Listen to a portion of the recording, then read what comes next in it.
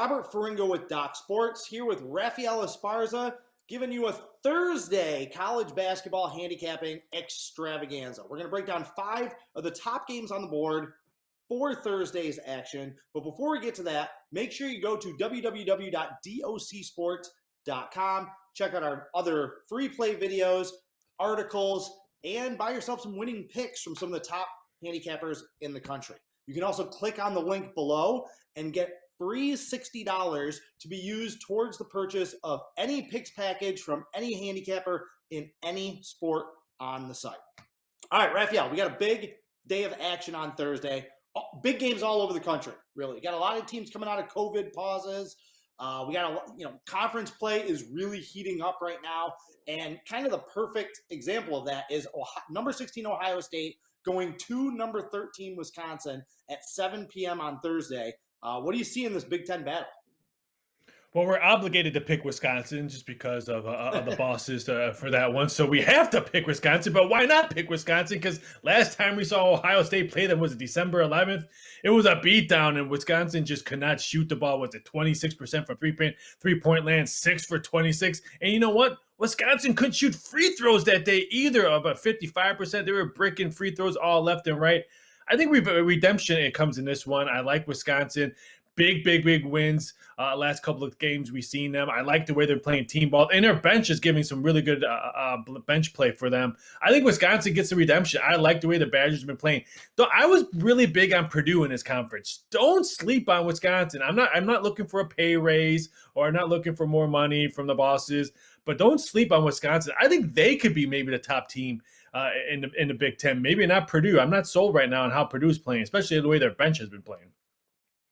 Which is really surprising for Wisconsin that they are so hot. They've won 5 straight up. They've covered the spread in their last 3 games. You mentioned about the win. Not only did they beat Purdue, but they went into Purdue. That is a building that is very difficult for road teams to win, and they handled the Boilermakers. But considering what Wisconsin lost, it really just goes to show what chemistry means in college basketball. Last year, they had a very experienced, more talented team, but there were rumors about some issues going on in the locker room. That was obviously the case because they cleared out the dead wood, brought in younger, hungrier players, and they're just playing much better team ball. Raphael, where do you see the number coming in on this game? Wisconsin's hot. They're playing at home. But as you mentioned, Ohio State hammered Wisconsin 73-55 back on that December 11th meeting. What do you think that's going to do to the number? Yeah, Ohio State's beaten them in back-to-back meetings by double digits. Wisconsin will be a small favorite. Would not be shocked if it's 3 points or less. I don't see anything higher on this one because I think a lot of buyback on the Buckeyes will jump on that if it's maybe 4 or 5. If I can get with the Badgers, like I said, 3 point or less, I'll ask the bosses if I can double mortgage my house and put it on the Badgers. So this one's going to be interesting. This one right here, we talked the first game that we're talking about, like the last Wednesday's stuff we did, the first game, we talked about best game on the board. This one right here could be the best game on the board on Thursday, Wisconsin and Ohio State. Yeah, home court so big in the Big Ten. However, the road team is actually 4-2 straight up in this series. I agree with you on the number. All right, next game we're going to look at, we're going to jump out west. Number 2, Gonzaga.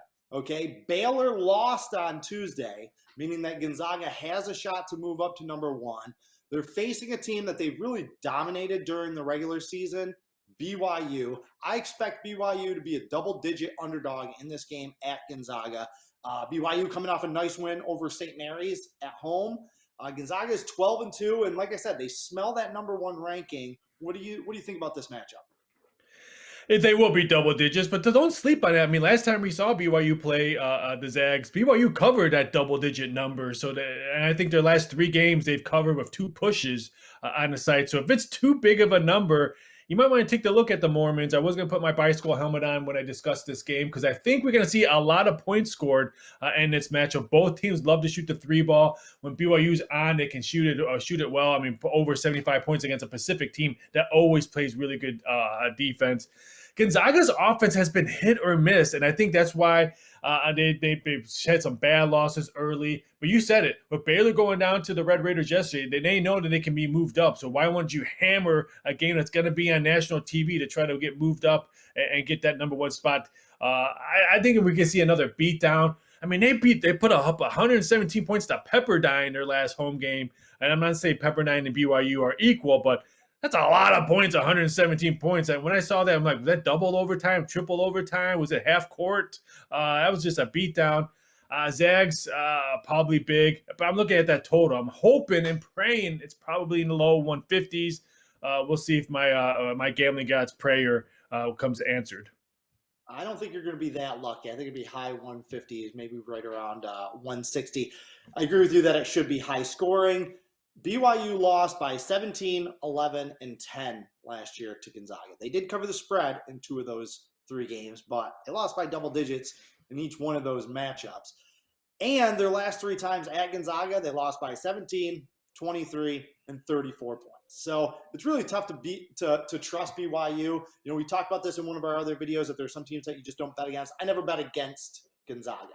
Now, no. I do think this Gonzaga team is a little bit overrated and a little bit overvalued. They are not as good of a team as they have been the last 2 years. I'm not as big a Chet Holmgren guy as a lot of people out there. They don't have this. Give him a sandwich. The idea that he's going to be the number 1 overall pick, I think, is a joke. That guy, like, most NBA players would snap him in half over their knee. I'm just not he's a perfectly fine college player because of the things he can do, but I don't see him being very good at the next level. I'll say that. I'm not going to bet against Gonzaga in this game, but that doesn't mean that I'm going to jump on them laying that many points to a kind of a dangerous BYU team either. All right, we're going to stay out west for the next game. Colorado, I think, is going to be a 13-point underdog at number 6, Arizona. Again, I feel like we just haven't seen these teams play, okay? For Arizona, this is their first game since January 3rd. It's just their second game from December 22nd.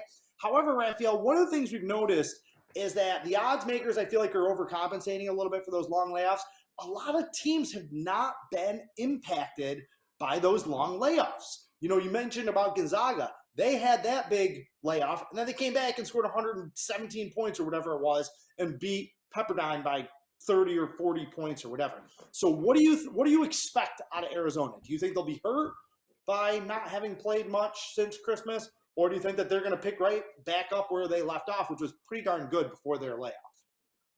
I don't know. Probably see a lot of points scored by Arizona because their last 5 home games are averaging like 95 points a game. And I know Colorado has had some great wins. I think they won 5 straight coming in as 1.5 balanced scoring. But we're talking about Arizona at home in Tucson. It's not a good place to try to steal a road game going to Tucson. I think Arizona, what we saw, like we said, we mentioned Gonzaga coming off scoring 117 points. I would not shock me if we see the same kind of outcome on this one. Arizona has controlled this series, winning 3 straight pretty easily in this series. I think Arizona big. If I can get 14 points or less, I highly doubt I'm going to get that word less on the spread. You got to take a look at the Wildcats because I think they're going to be able to have control the tempo, control the speed of the game. I think Colorado will have again, they have balanced scoring, but not that big of a balanced scoring, and they can compete with Arizona toe-to-toe with points. If Arizona hits a 3-ball, it lights out by halftime. Yeah, I 100% agree with you on this one. Colorado is one of those teams that they're just a completely different animal at home than they are on the road. They have never played well since they joined the Pac-12 down in Arizona. The athleticism and talent all tilt towards the home Wildcats.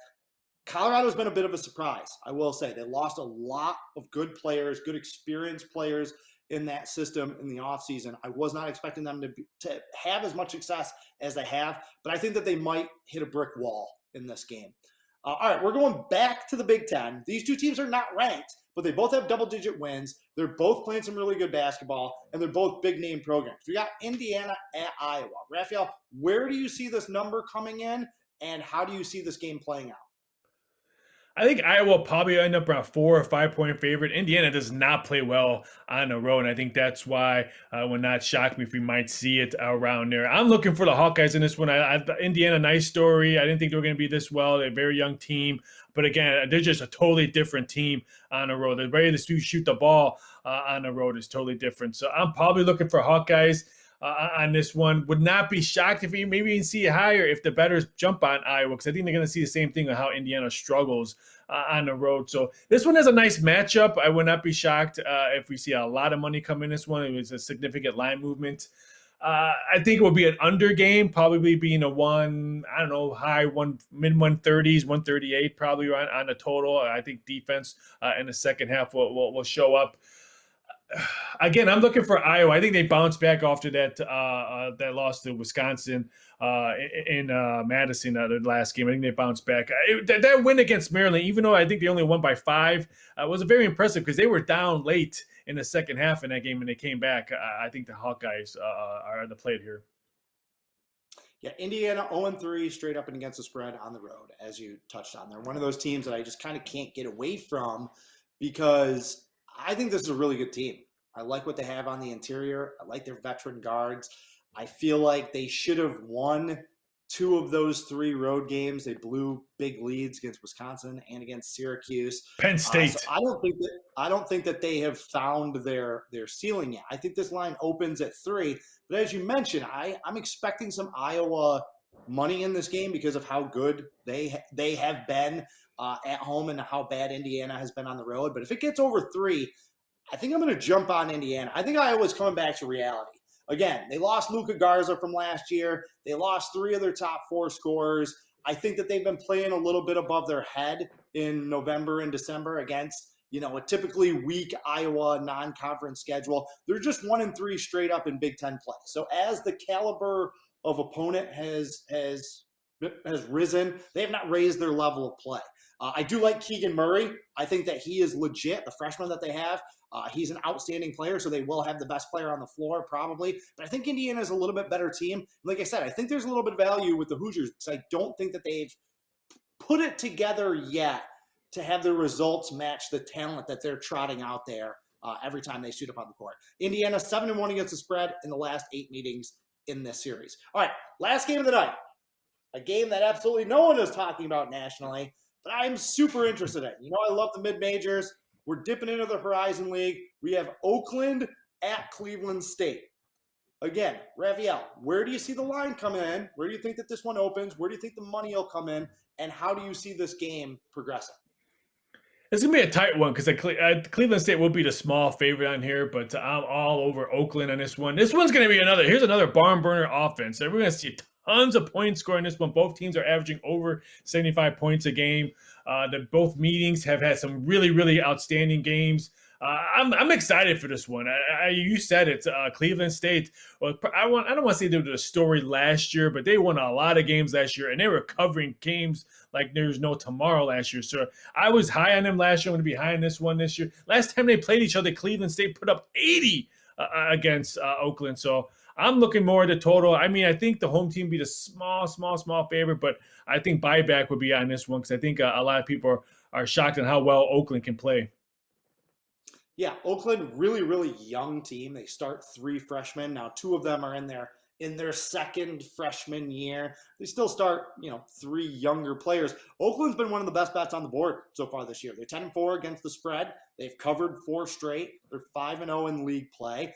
And as you mentioned about Cleveland State, they have been one of the best bets in college basketball for the last 3 years. They have been a money-making machine. The books still haven't caught up to them. I believe they're 6-5 against the spread this year, which isn't great, but just the fact that they've been so good at the window the last 2 seasons, you would see the overcorrection this year. That hasn't really happened. They went 16-4 in league play last year. They were the regular season and tournament champions last year, beating Oakland in that tournament by double digits.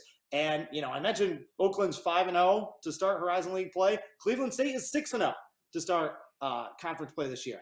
So Cleveland State won all 3 of the meetings again last year. I think this is going to be a great game, and I think the odds makers are going to come up a little bit short. I agree with you that Cleveland State will be a small home favorite, but I don't think the odds makers are giving the Vikings enough credit. So, Raphael, Just think about Cleveland State. They should have won that game against Oklahoma State in overtime. I mean, they in overtime they just couldn't hit nothing in the under 2-minute mark. I think they were just out of gas because they're not a really deep team. Cleveland State. I think they had some foul trouble in the second half. They should have won that game. If they would have won that game, I think that probably moves this point spread probably a point or 2 different than what we're going to see.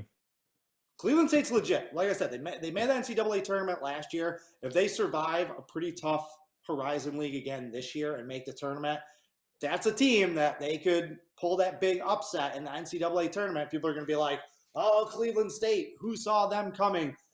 We did, because this team has been very, very good for the last couple of years, and they're still very, very good now. So, all right, Raphael, you got a free play for me for Thursday? I'm going to go with the last game we talked about. Give me the Cleveland State. I'm looking at the total as well on this game, but you said it. This team is just. I don't know what the odds makers are doing. They should have been watching more last year's game because this team's pretty much almost the same, but I think more experience in this one. If I can get anything, maybe 3 points or less, I'm looking for the Cleveland State. I actually have a Cleveland State T-shirt that my boys over in Cleveland sent me. I had to put that on to watch this game because it's going to be probably one of the best games that no one's going to be talking about. But you're going to be looking at the box score like, wow, why didn't I watch this game? I'm going to take the home team on this one. Cleveland State rocks. You thief. You literally stole my free play. I was going to give away Cleveland State as well. I agree with you 100%. All right, so I'm going to mix it up. I'm actually going to dip back to another game that we talked about. I'm not a big college totals player. I believe in my career. I'm like 2-86 on college basketball totals. But I like the over in that Colorado-Arizona game. I think you should be able to find it in the high 140s, maybe the low 150s. I don't think it's going to creep up much more than that, though, because Colorado plays kind of a deliberate style. So you might be able to steal 146 or 148, something like that. I think Arizona is going to come out gunning. I don't think Colorado is going to match up with them well at all. And I can see Arizona ringing up 85 points easily in this game. That should push this game over. So, all right, he's Raphael Esparza. I am Robert Ferringo. Make sure you subscribe to Doc Sports YouTube channel and get more of our free play videos. Until next time, carpe diem and good luck.